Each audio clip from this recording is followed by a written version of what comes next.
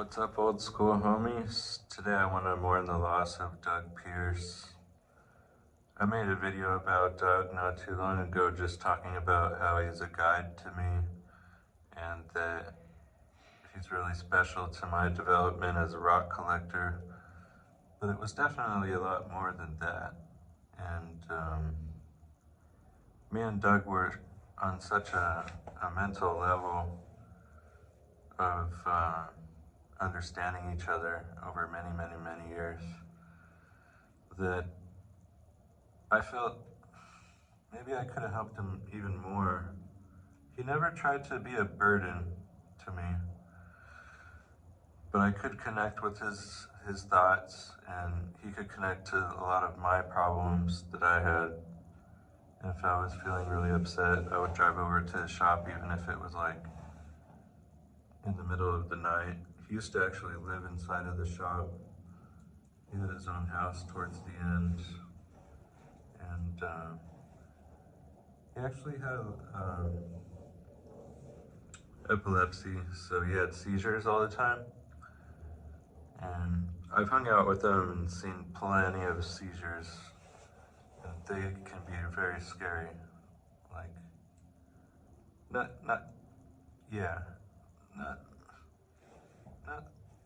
bad, just scary.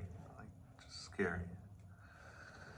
I remember one time he was trying to stand up, and he grabbed the table. We're at a Wendy's, and the table started bending in half. And it was like a plexiglass, not like a plexiglass, like a fiberglass, really super thick table, and he bent it in half. And then when the table sprung back, it sprung him upward, and he's like basically unconscious, right? And his dog started barking. He had this trusty little dog that could tell you if Doug was having a seizure. And I'm trying to remember his name. I think he might have died. He was starting to get blind and senile. Mr. Tucker. Yeah. Mr. Tucker was very old. He was a wiener dog that was given to him by a trainer for the seizures that he had. And it turned out to be kind of funny because he went back to where they were cooking the food, right? In the Wendy's. I'm still telling the same story. And I tried to go back there and they wouldn't let me back there, but he walked back there and it looked normal that he was just walking back there, and he's unconscious, right? He's having a seizure just walking around. And these seizures could be scary. I was scared that they might call the police or something. So I got the dog and I got him out of the Wendy's. And I remember telling him to pick up the wiener dog, and he picked up the wiener dog, and he got in my car and we drove off. And he was coming too. Like, he'll come back into consciousness, you know. I think this time he probably fell on something really hard.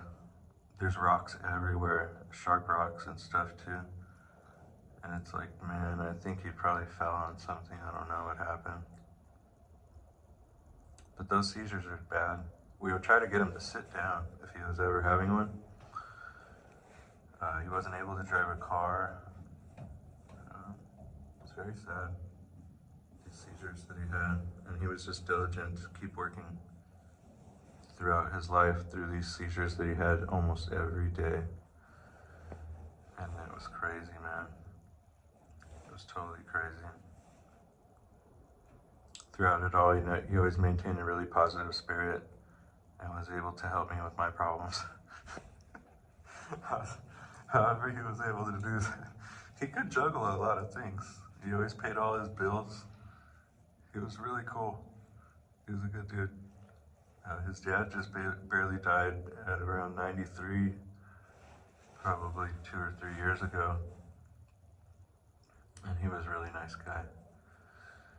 I learned a lot about business from Doug, just like business aspects of just paying attention and being kind of more alert to,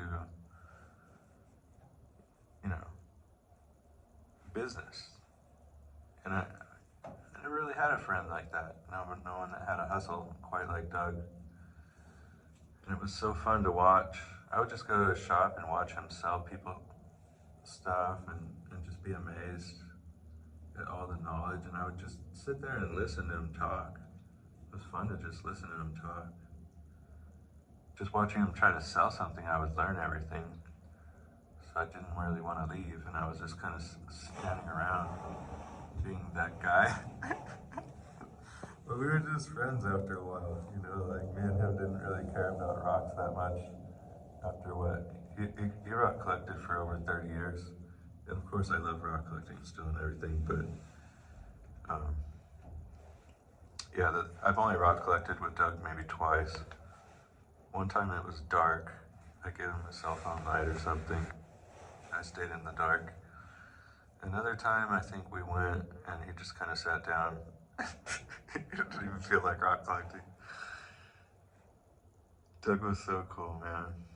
He was always trying to calm his mind down so that he didn't have another seizure, and he had like pretty good control over it.